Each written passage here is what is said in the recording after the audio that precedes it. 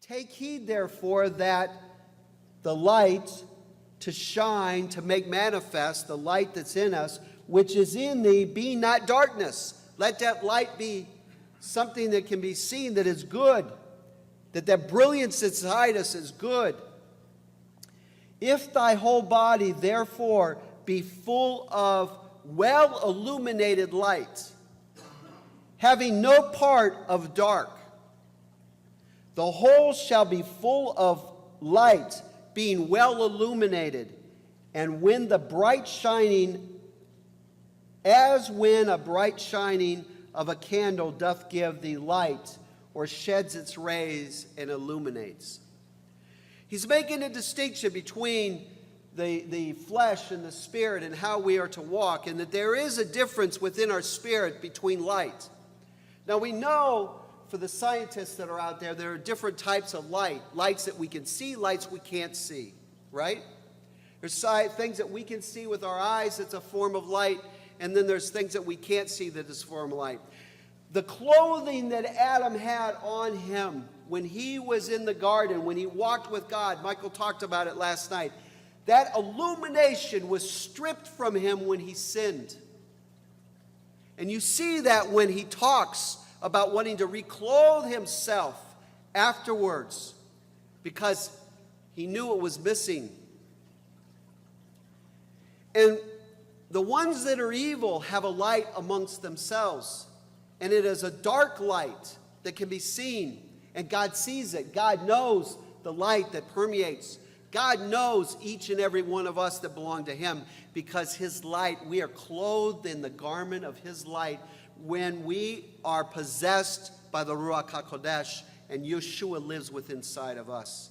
And this difference between the light and darkness is significant, because when God shows up and the evil ones are before Judgment Day, the light that will shine will be so bright they will be blinded.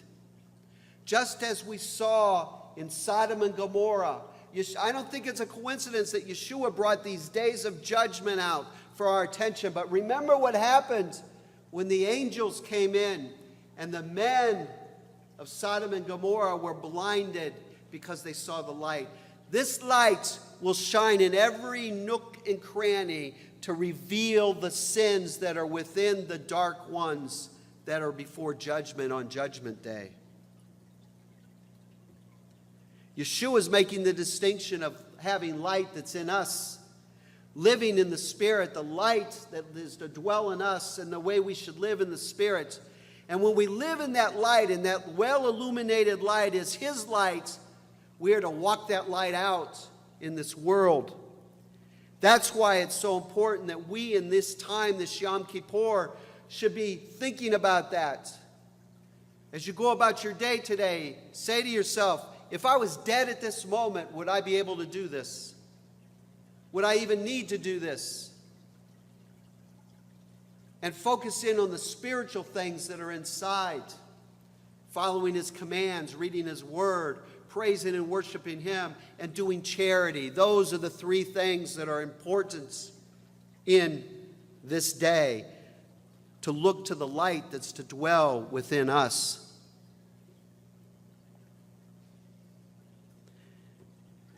People, your spirits must become stronger, but first they must be awakened. And it is through these kind of times like this Yom Kippur fast, and it is through this experience for those that are fasting, that you too can receive a spiritual awakening through the dying of your flesh.